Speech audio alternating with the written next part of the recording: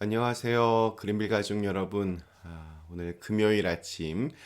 네, 오늘도 이렇게 매일 한 말씀으로 또 오늘 하루를 시작하는 모든 분들에게 우리 전쟁 같은 하루하루의 삶 속에서 하나님께서 주시는 그러한 승리의 기쁨과 또 평안함이 깃드는 그런 귀한 날이 되시기를 간절히 기원합니다. 자, 오늘 저희는 사무엘상 우리 14장 1절에서 7절의 말씀으로 함께 이 아침 시작하도록 하겠습니다. 사무엘상 14장 1절에서 7절의 말씀.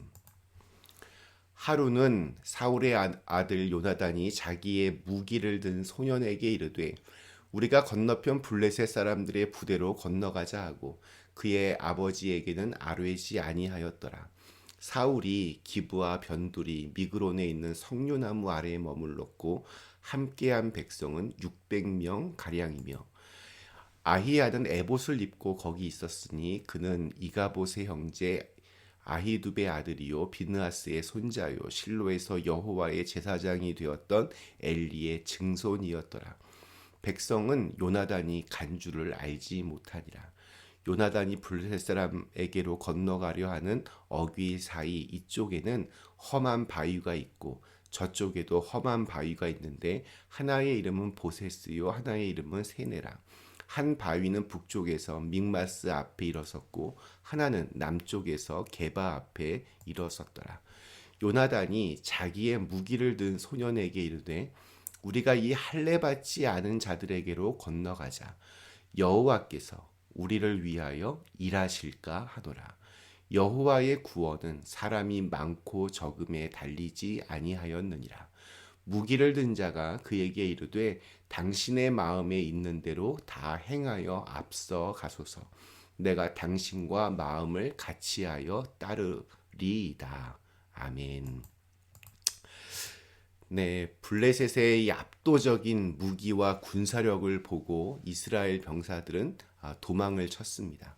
우리 2절에 보면 사울의 군사들이 겨우 600명 정도 남았다고 기록하고 있습니다. 전쟁에서는 사기가 중요한데 지금 사울의 군대는 싸울 의지가 완전히 꺾여 있습니다. 도저히 이길 수 없다는 기색이 역력합니다. 전의를 완전히 상실했습니다. 사울의 신앙은 형식적이었습니다. 하나님께 도움을 청하고자 했지만 어떤 정해진 예법대로 하지 않고 자기 마음대로 했습니다. 정말로 하나님을 의지했다기보다는 지푸라기라도 잡는 심정으로 뭐든 이렇게 했던 것에 불과합니다. 이렇게 형식적인 믿음은 결정적인 순간에 믿음의 가치, 믿음의 능력을 휴지 조각처럼 그렇게 아무런 힘을 우리에게 주지 못합니다. 그는 위기의 순간에 하나님을 바라보지 않았습니다.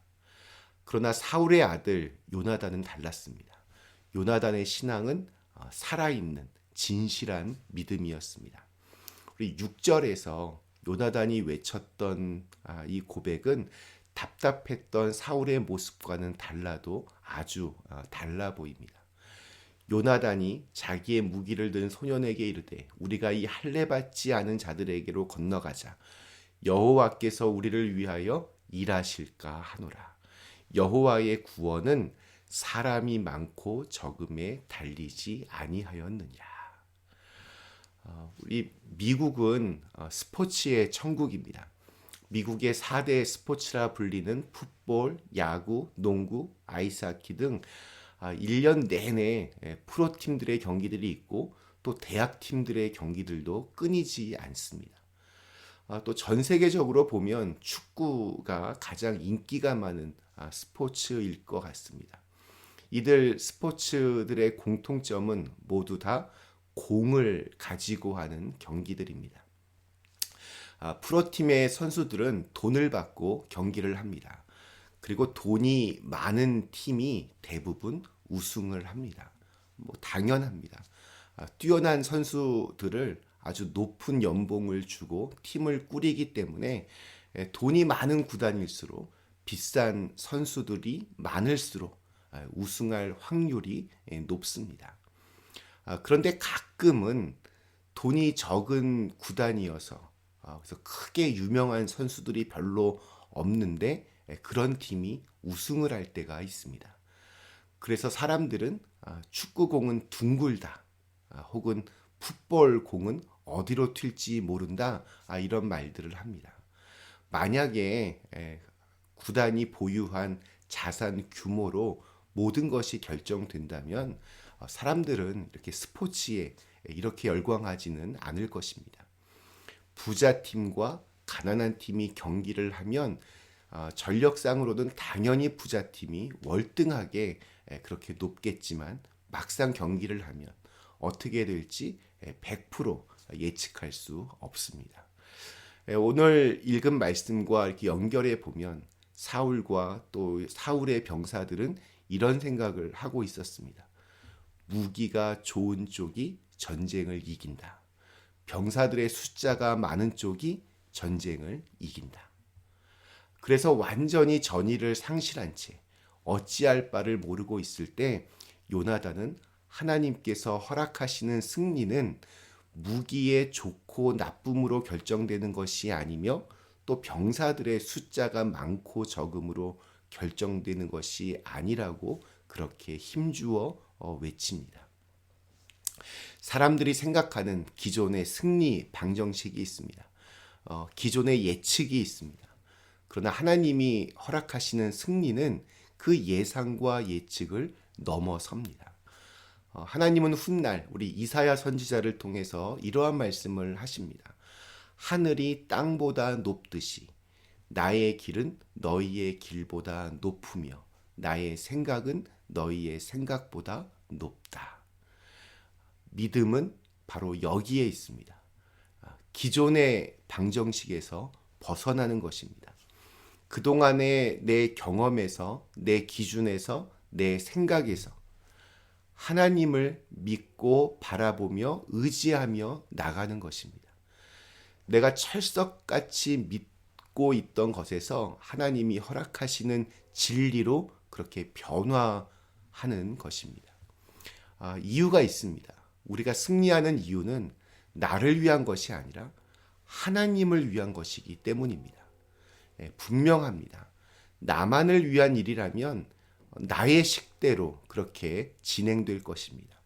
그러나 하나님이 허락하시고 또 그분을 위해 싸우는 것이라면 그분의 방법대로, 그분의 방정식대로 그렇게 이루어질 것입니다.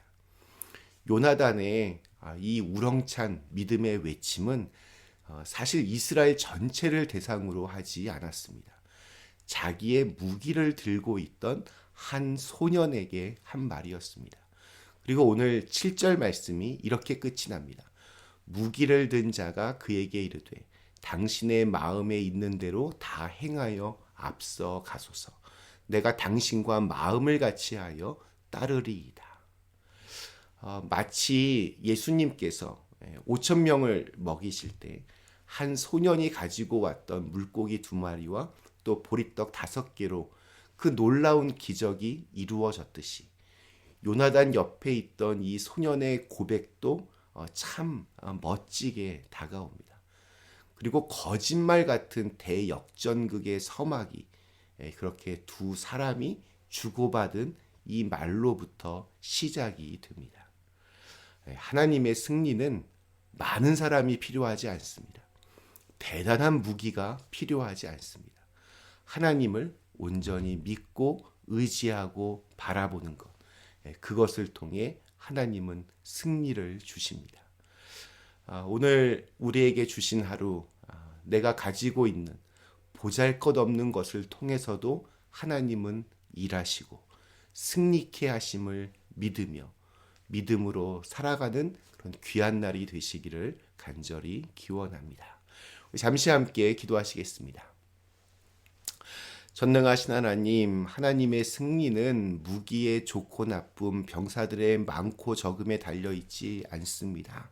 승리는 하나님께서 주시는 것인데 그 하나님을 온전히 믿고 의지하며 바라볼 수 있는 믿음을 저희에게 더하여 주시옵소서. 예수님의 이름으로 간절히 기도드리옵나이다. 아멘.